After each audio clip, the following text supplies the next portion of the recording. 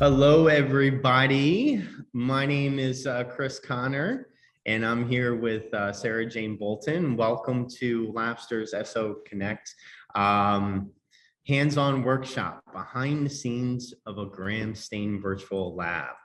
And as I mentioned, I'm here with Sarah Jayne Boulton. And today we're just going to do a quick overview of Labster, talk a little bit about our virtual lab simulations, get into a little bit more detail about how the simulations are actually made.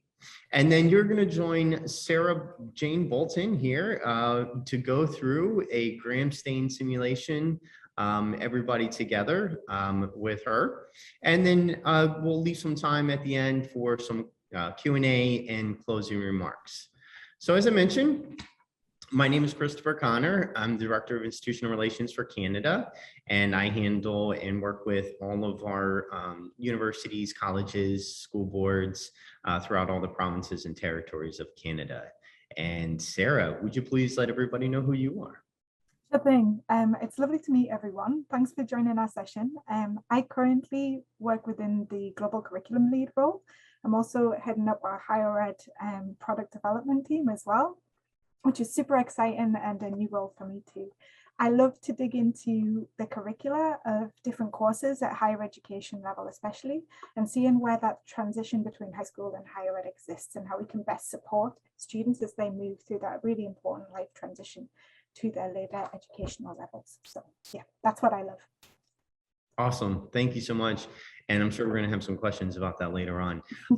But just so, if you guys have never heard of Labster before, I'd like to do just a little bit of a background, who we are, high level, and tell you a little bit about us and the genesis of Labster. And we began as an outreach project at the University of Copenhagen way back in 2013. Certainly a different time back then. And our co-founder was a PhD student in charge of introductory labs. And one of the things that he was noticing, there was a couple of things that he was noticing in some of those intro labs and lectures, is that there was, and I think this is something that teachers in all classrooms around the world deal with or seem to acknowledge in some ways, that a lack of overall student engagement, motivation, and retention of knowledge within the classroom. And I also felt that some of the lab teaching methods were a little ineffective. They were certainly very expensive, and some of the things that they would like to do in the lab were limited by time and resources. So this led him to develop Labster as a way to get the class on the same page, engage the students in the theory and techniques, and then give the instructors a better idea of how the students are actually mastering in the material. And today, right now, we have about 3 million students worldwide that are currently using Labster in their courses. And I think we really all understand at baseline, the benefit of having simulations. There are many different ways that students would be able to benefit from them. And simply, quite honestly, any real world scenario can be simulated. So I think that when you're talking about lab accidents or lab safety, being able to simulate those environments or those emergency situations in a safe manner, simulations are a great case use for that.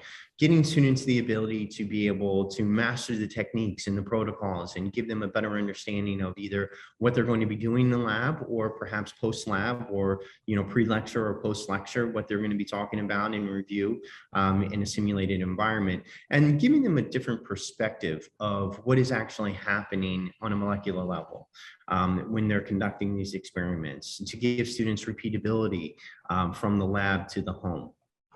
And again, giving the students the opportunity to retry in an experiment in a safe, cost-effective environment on their own terms. And then prior to COVID, 99% of our usage were in physical courses. And by simulating these scenarios, we are able to help solve some of the biggest challenges facing science education today. And these challenges include knowledge gaps, access to lab space, disengaged students, poor student preparedness, increased learning loss due to the pandemic, and poor conceptual understanding.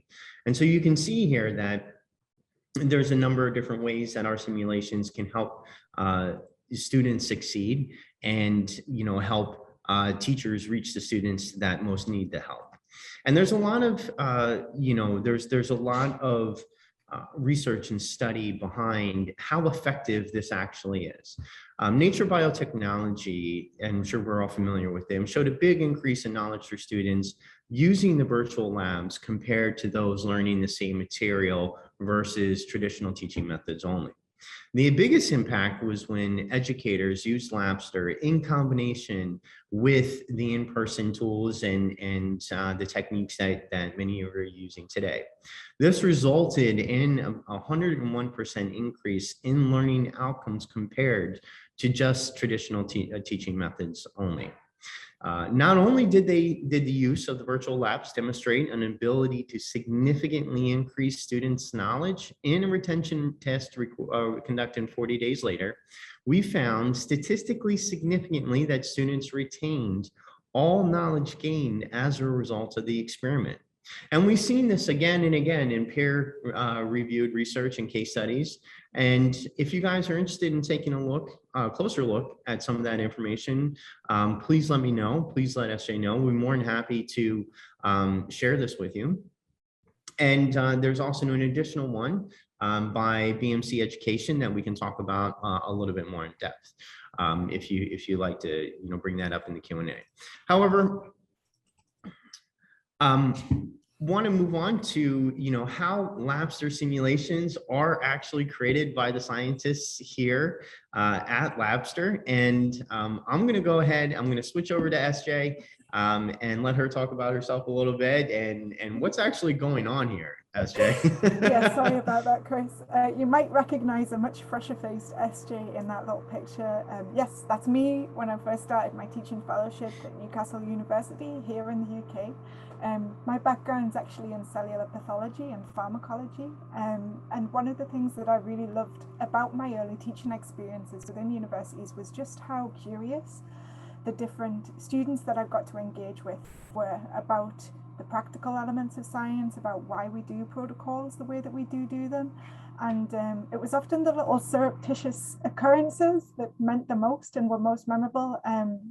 You'll notice there's a picture. It says, "Amy, please give this flask 13 ml of complete medium on Friday." And Amy wrote back, "I spat in this flask," which was not very helpful at Amy. She did actually feed my cells, but this was quite a teachable moment of why we shouldn't spit in flasks and give our cell culture very various infections, bacterial ones mainly. But yes, it was these little moments of why we should and shouldn't do things and the consequences of ridiculous things that we do in the lab or don't do in the lab that sometimes were the most teachable things. So what I really wanted to say is that everybody who's involved in teaching and making our simulations has some level of curiosity about science in general. Our 3D artists are really intrigued by how they can best represent the interaction between molecules or process workflows in a really elegant way, all the way through to our scientific content creators who are generally all holders of bachelor's degrees, and most of them actually have more advanced degrees as well in their chosen areas. And we always try and ensure that the people that are involved in the production of the simulations actually have the scientific background that matches the content that we're trying to make. So just so you know, we're all scientists here, we love it, and we try and put as much of that experience and our love and our joy into those simulations that we make. Yes, so next slide. What I wanted to do today is to give you an opportunity to play one of the simulations along with me. The simulation that we've selected is gram stain identification. So we're going to learn a little bit about how to perform a gram stain and why it works. It's one of my favorite sims. It's very short, it's very sweet. It's actually a mini simulation that fits along a suite of other mini pieces of content that are all represented by one longer experience. So we have a capstone long simulation that takes us through multiple protocols, and then a series of mini sims that are sometimes a little bit easier to deploy in those 1 hour learning experiences. So there's lots of different ways that you can access the sims. What I'm going to do is I'm just going to pop a link in chat for you. There you go. Everybody should be able to see this. I've been active in the chat already, so you know where I'm at. You can use this link to load a simulation. in the background. The best way to do this is to split your screen if you've got two screens, and have Zoom on one side and have the simulation loading in the other half of the screen. Don't press start. Please don't press start. Wait a moment. And we'll start playing together. The reason for that is if you press start, you're going to hear Dr. One, who's our main protagonist, dare I say, in our simulations. She's our little drone that flies around and helps us navigate the simulations. She's going to start talking at you. You're going to hear lab music, and you'll not hear the dulcet tones of Chris and myself. So please don't press start. Don't drown us out yet. Absolutely. Play on your PC if you can. This won't necessarily work on your phone or an iPad, so if you're on a PC or a laptop, you'll be absolutely fine. Firefox and Chrome work the best. And like I said, just split your screen if you can, and have the simulation loading in one side of your screen, and keep us lovely people on the other side. Yes, so hopefully you're all loading now. You've clicked that link and you're loading. We can go to the next slide and get a little bit of intro about the sim. So this is what we're going to do. This simulation encompasses the practical technique of gram staining, something that is covered in higher education for biology courses, biochem courses, fairly frequently. It's a really elegant, simple, relatively cost-effective, practical to do, but it is messy and it takes practice to do well. So it's helpful to have a virtual lab where you can engage that theoretical side of gram stain alongside the actual doing of the gram stain. This is where we fill that gap, helping the practical knowledge and the theoretical knowledge work together and give some practice without using a precious reagent or lab time, or spoiling everybody's lab coat. I actually have a bright purple lab coat after gram staining that I may have had an accident in. Our goals for this sim is just to look at the theory, the structure of bacterial cell envelopes, and relate them to why the gram stain turns out the way that it does. And we're also going to do a little bit of diagnosis and look at some actual micrographs that have been taken of stain slides and see if we can diagnose what is there, whether it's gram positive, negative, or if there's anything there at all. So without further ado, I am going to take over sharing the screen, if that's okay with you, Chris. And sure, dig into absolutely. Woo, I'm so excited. Okay, bro. Share my screen. We're going to share this one. It's going to be the right screen. Hopefully you can all see gram stain, how stains and counter stains work. Chris, are you with me? I am with you, 100%. Brilliant. Okay, let's dial in. Woo. Now there's Dr. One talking. So what I'm going to do, I'm just going to lift the lab pad, click here, and I'm going to turn off the sound effects and the noise, just because much as I love Dr. One, I don't want to have to compete with her in this session. She's just too much. Okay, cool. So what you'll see is that anything that Dr. One's saying, it pops up on the lab pad here. I'm just going to scroll through, continue. We have a tutorial, so if you've never played a Labster simulation before, you can walk yourself through the features of a Labster simulation. I'll do this just really quickly, just to show you how you can use this in. So it's just telling you here that you can put the lab pad down if you want. Up and down, there we go. And highlighted objects also always have interaction. So you can see here, we've just got a little arrow. I'm clicking and I'm holding to drag the screen around just like that. But you can see this little hover arrow is telling me that I can click on my lab pad. And then raise it. So lab pad, continue as you've been seeing. And you can access everything just in the tabs above. So we've got home, we've got theory, which is where all our background information lives for this sim. All of our simulations have a theory section, so that's background theoretical knowledge that will help you complete the sim. Media contains images, but these are often locked until you've gone through an interaction in the lab that unlocks that image. And then mission, this is almost like your checklist of going through the lab. So you can jump back and forth. Well, you can jump back and redo sections. You can't jump forward, that would be cheating. But your mission tab here, you can jump backwards if you want to replay a mission or try it again. Okay, so let's go back and continue. You've got our mouse wheel here. I like to use my mouse wheel. If you've got a touchpad on your laptop, it's just the 2-finger drag on your touchpad to scroll up and down in the lab pad. And then click here to confirm you can scroll. And rotating the camera by dragging the cursor side to side. That's what I was just doing earlier. So just clicking and dragging to look around. Brilliant. So the theory, I already know that she's called Dr. One, and I've already cheated by telling you that she's called Dr. One too. She's just telling me here as well that we are getting a score, and our score is updating and our progress is updating just at the top. And view image button will always highlight an image. Brill, okay, I want to go, I want to start. So she's just taking us through how to use the lab pad and how to go through the simulation. And we are now ready. So I'm going to click yes, let's get started, and we're going to dig into the meat of the simulation. Okay, so let's put on our lab coat. Safety is very, very important. Almost every simulation, you'll start with putting on your lab coat and some gloves. Often the gloves will be saved to a later point, just to really reiterate that, like, you know, unless you're doing something that requires them, you should, you know, make your own decisions or make intelligent decisions about what safety and what PPE you need at a given time. So right now I haven't got my gloves on, but I'll certainly be putting them on later. So we're going to learn about the gram stain method first. It's going to check my prior knowledge by giving me a quick theory question. So what is the gram stain method? Oh my word, pressure's on, SJ. Differentiate bacteria. Ooh. What you can't hear is Dr. One spinning around and going, deliver. It's actually really celebratory, and I love that sound. It makes me feel like I've actually achieved something. It's very cool. So following a gram stain, we're just getting some examples here of gram-positive and gram-negative bacteria, introducing the topic. And then we're just checking the knowledge that we've gotten, gram-positive and gram-negative. Yes, I'm nailing this simulation. I'm so happy. If we conduct the procedure correctly, what should it look like? And I wonder, I can actually maybe use the media tab just to check that image again, make sure I'm confident in the colors. Yep, pink and purple, pink and purple, purple, pink, positive.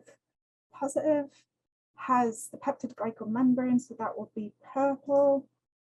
Yes, got to think about this sometimes. So, there was a little tension there. I wasn't sure if we were going to get that one. I feel proud of myself. Like, it's been a while since I did a gram stain. This is teaching me and revising the method for me quite effectively. Oh, okay, great. So we know what the outcomes are. Let's see what we can do.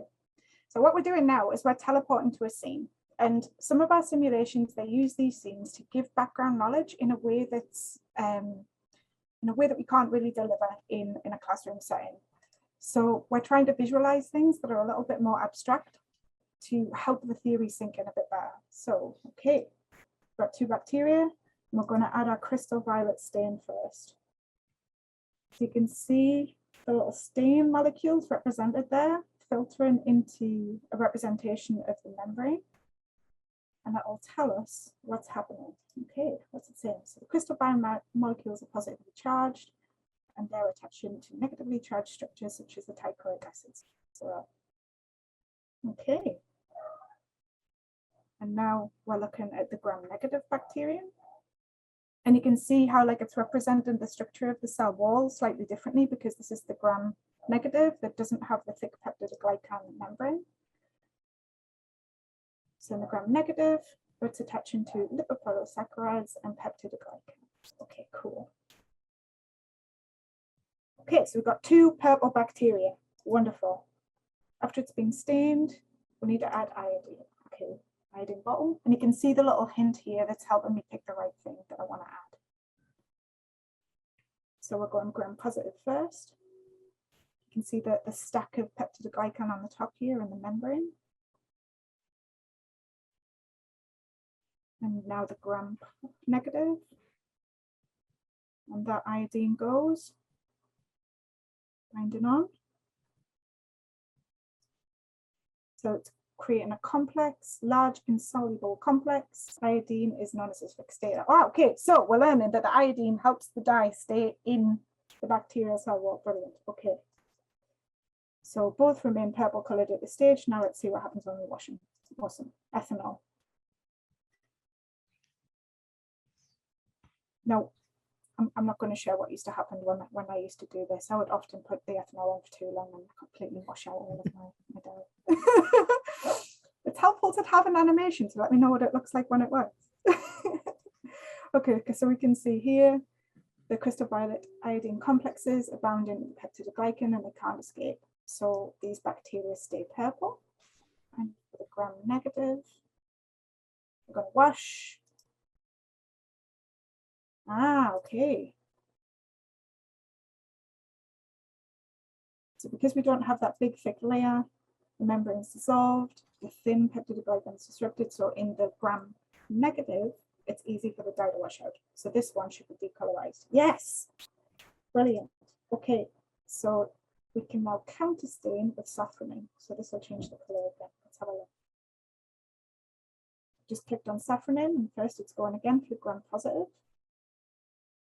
Lovely pink dye. Safranin is one of my favorite like cell dyes. It's so pretty, a vibrant pink color, so good. Okay, so you can see the safranin going into the animation, and it binds the negatively charged bacterial structures, but because the crystal violet's already there, this bacterium will stay purple. But because we've decolorized the gram negative, yes, the pink shows, so we can differentiate the two. The aim of this animation is try to help students understand why one is purple and one is pink, and what the actual structure, what the structural relationship is with the bacterium to the outcome that they see in the dye. Because it's all very well having a textbook that tells you one is pink and one is purple, but actually understanding what that process is and understanding why the stain works that it does just helps the knowledge consolidate that little bit extra. And hopefully help students remember this long term as well. So we're really trying to promote that knowledge retention through creating these very visual experiences and active experiences too. Okay, so we've got pink and purple. Happy days. How are we doing for time? Okay. So we're going, move on. What were the four reagents? Crystal violet, safranin, alcohol, iodine. Oh, iodine. I can't remember. Are you feeling the pressure? Oh, I'm under pressure. I nailed it. Which is the counter stain? Pink. Love it. Glove box, of course. Time to put the gloves on. Okay.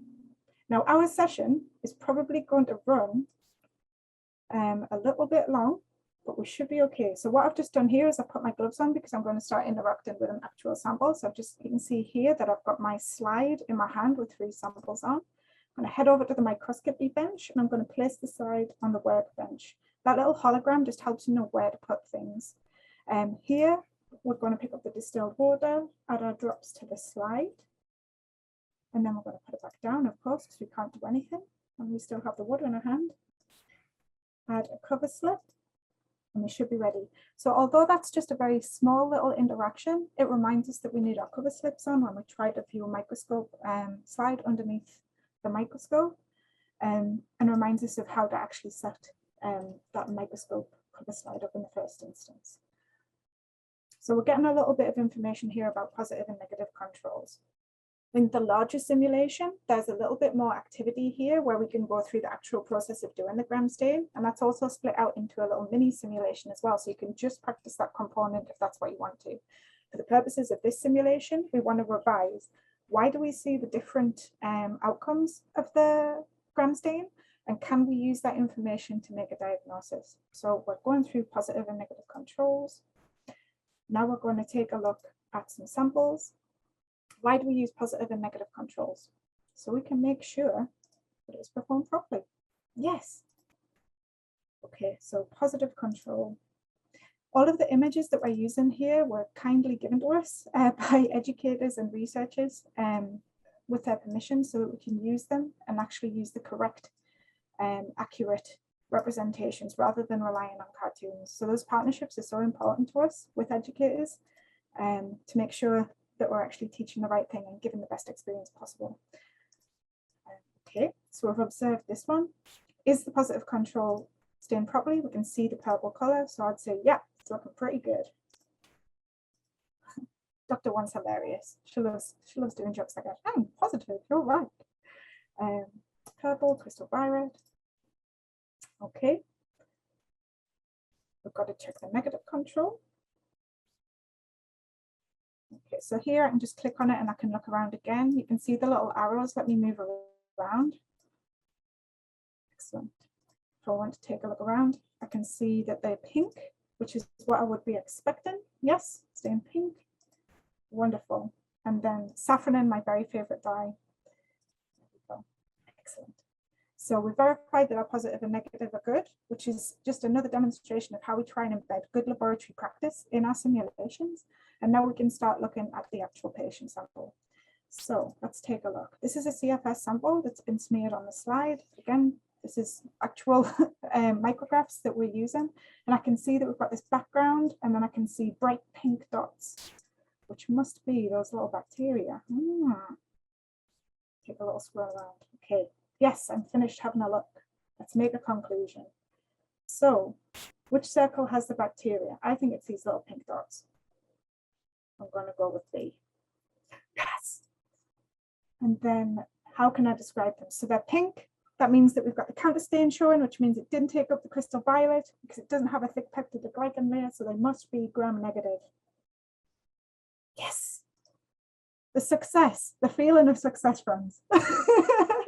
Okay, so we've identified that in this sample is gram-negative bacteria, and we have successfully completed the sim. A nice little revision simulation, short and sweet, to go back over like why we see the outcomes of the gram stain that we do, and just check our knowledge by looking at that patient sample alongside the positive and negative controls. Short, sweet, to the point, good revision tool, good preparation tool too. I hope that you will agree with me that this is a good, relevant knowledge sim. And with that, I shall stop. I will stop sharing my screen, and I will invite Chris to start sharing his slides again. Thank you, SJ. And that was actually, again, having been a returning student back in 2010, I do wish that I had Labster as part of my curriculum. It would have made my time a whole lot easier, I think, in better understanding these. But I also want to make sure that we have an opportunity to hear from you guys and what you're curious about.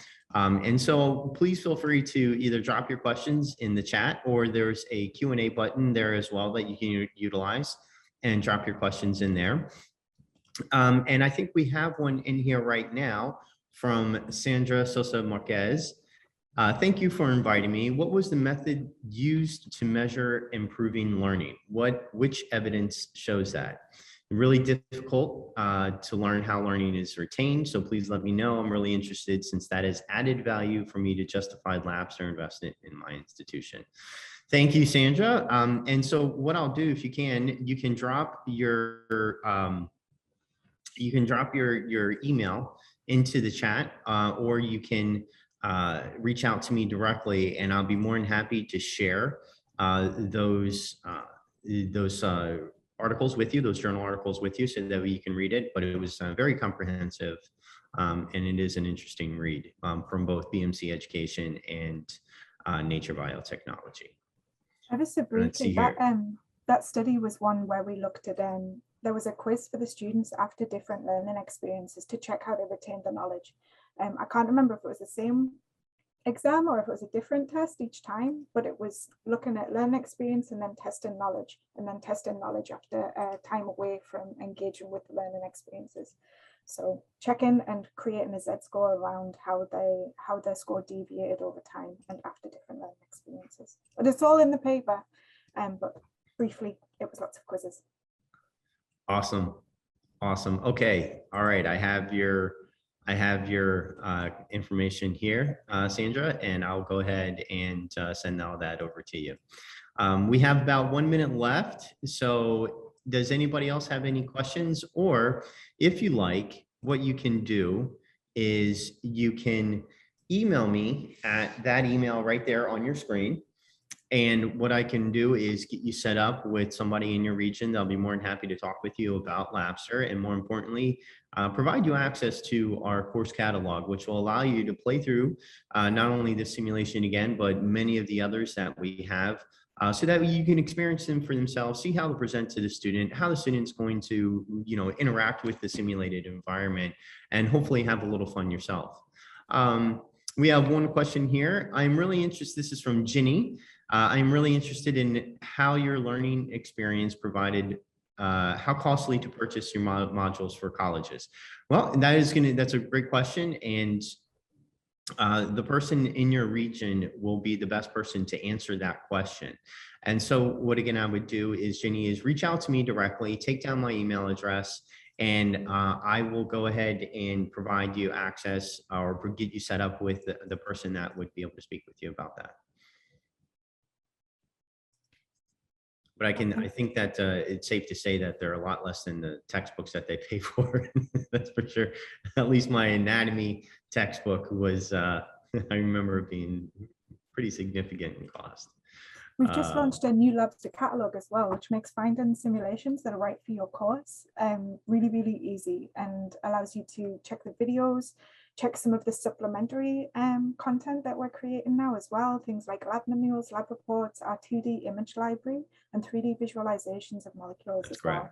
All of those little things wrap around and kind of orbit like little moons as simulations to help you embed them within the courses.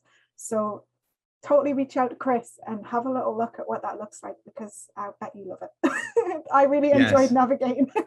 Yes, I mean, like I said, the minute I saw it, I was like, man, I could really use this in chemistry. All right. And so do you also make content for higher education? Absolutely. Yes, we do. Yes, we do. So there is plenty of content there for both college and university level. And again, Jenny, I will be more than happy to get you set up with access and get you squared away so that way you can experience this for yourself. All right, I always love talking to educators as well. So if you talk to Chris and you find that there's things that you're not seeing in the catalog that you'd like to see, I am your girl. Get Chris to hook you up with me and we will talk all day. I will nerd out with you over syllabus and curricula and what you'd like to see in the future. Like, I would love to talk to you about that. I'd love to talk to anybody on the call about that. So please feel free to get in touch with Chris and make those conversations happen. Awesome. Well, thank you very much, SJ. As always, this has been just a wonderful time with you. And Jenny, I look forward to talking with you as well. I want to thank everybody for joining us for this session. There's a link in the chat for the next session that's starting now. Please hop on over to that and take care. And thank you guys. Bye-bye. See you later. Bye.